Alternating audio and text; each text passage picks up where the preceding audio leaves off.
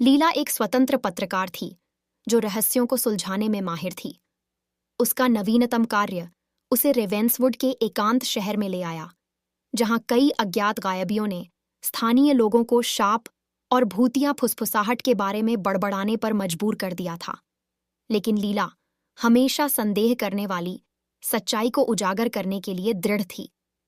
उसकी जांच उसे एड्रियन नामक एक रहस्यमय व्यक्ति तक ले गई, जो एक एकांतवासी था और शहर के बाहरी इलाके में एक विशाल हवेली में रहता था। स्थानीय लोग उससे दूर रहते थे। उनका दावा था कि वह शापित है और गायब होने के लिए जिम्मेदार है। लीला उसकी रहस्यमय आभा से मोहित होकर उससे भिड़ने का फैसला करती है। एड्रियन पहले तो ठंडा था। उसने उसे उसकी सुरक्षा के लिए दूर रहने की चेतावनी दी। लेकिन जैसे जैसे लीला ने जोर दिया, उसे उसके बारे में कई परतें पता चलीं। एक कलाकार जिसकी आत्मा प्रताड़ित है, जो ऐसे रहस्य छिपा रहा है जो उसके दिल पर भारी पड़ते हैं। अपने बेहतर निर्णय के विपरीत वह उसके प्यार में पड़ने लगी। जितना अधिक वह एड्रियन के बारे में जानती, उतना ही शहर के रहस्य उसके इर्द गिर्द घूमते दिखते। उसके दुखद अतीत की फुसफुसाहटें उसे सताती रहती थीं। एक आग जिसने उसके परिवार को लील लिया, एक दुर्घटना जिसने ऐसे जख्म छोड़े जिन्हें वह भर नहीं सकता था, और अफवाहें कि वह निषिद्ध अनुष्ठानों में शामिल था। फिर भी एड्रियन ने गायब होने से, किसी भी तरह का संबंध होने से इनकार किया। लीला से उस पर भरोसा करने की विनती की। एक तूफानी रात, शहर के अभिलेखागार में पुराने अभिलेखों को खंगालते हुए लीला को एक चौंकाने वाला रहस्योद्घाटन हुआ। गायब होने की घटना एड्रियन की आर्ट गैलरी के खुलने के साथ हुई थी। गायब हुए शहरवासियों की उनकी पेंटिंग्स डरावनी तरह से जीवंत थीं। उसका दिल एड्रियन की बेगुनाही पर विश्वास और बढ़ते सबूतों के डर के बीच झूल रहा था। आखिरी बार उससे भिड़ने का फैसला करते हुए लीला उसकी हवेली में गई। उसने उसे अपने स्टूडियो में पाया, जो लापता लोगों की पेंटिंग्स से घिरा हुआ था। एड्रियन ने सच कबूल किया।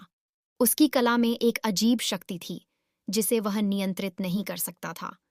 जब वह किसी की पेंटिंग बनाता था, तो वे एक ऐसे क्षेत्र में गायब हो जाते थे जिसे वह छाया दुनिया कहता था। उसे यह बहुत देर से पता चला था, और तब से वह उन्हें वापस लाने का तरीका खोज रहा था। लीला, हालांकि भयभीत थी, उसने एड्रियन की आंखों में पीड़ा देखी और उसकी ईमानदारी पर विश्वास करना चुना। साथ में उन्होंने एक योजना बनाई। अगर एड्रियन ने उसे चित्रित किया, तो वह छाया दुनिया में प्रवेश कर सकती थी और लापता शहरवासियों को ढूंढ सकती थी। यह खतरनाक था, लेकिन यह उनका एकमात्र मौका था। जैसे ही एड्रियन ने उसे चित्रित किया, लीला ने खुद को दुख की प्रतिध्वनि से भरे एक अवास्तविक, अंधेरे आयाम में खींचा हुआ महसूस किया। उसने पाया कि लापता शहरवासी मूर्तियों की तरह फंसे हुए हैं। उनके चेहरे डर से भरे हुए हैं। साहस और दृढ़ संकल्प के साथ लीला ने अभिशाप के स्रोत की खोज की। एक खंडित, शापित दर्पण, जिसे एड्रियन ने अनजाने में अपनी पहली पेंटिंग के लिए एक फ्रेम के रूप में इस्तेमाल किया था। वास्तविक दुनिया में वापस, एड्रियन ने दर्पण को तोड़ने के लिए बेताब होकर काम किया, उस दुष्ट शक्ति से लड़ते हुए जो उसे रोकने की कोशिश कर रही थी। जब दर्पण टूट गया, तो लीला और शहरवासी मुक्त हो गए। छाया दुनिया शून्य में विलीन हो गई। शहर ने अपने प्रियजनों की वापसी का जश्न मनाया और एड्रियन का नाम साफ हो गया। उसने अपनी कला को पीछे छोड़ने का फैसला किया और फिर कभी ऐसी खतरनाक शक्ति का इस्तेमाल न करने की कसम खाई। लीला, जो अब उससे बहुत प्यार करती थी, ने रेवेंसवुड में रहने का फैसला किया। जब वे शहर की शांत सड़कों पर हाथ में हाथ डाले चल रहे थे, एड्रियन लीला की ओर मुड़ा। तुमने मुझे बचाया, उसने धीरे से कहा। नहीं, लीला ने मुस्कुराते हुए जवाब दिया। हमने एक दूसरे को बचाया। छाया और रहस्य में गढ़ा गया उनका प्यार एक ऐसी रोशनी में बदल गया जिसने अंधेरे को हमेशा के लिए खत्म कर दिया।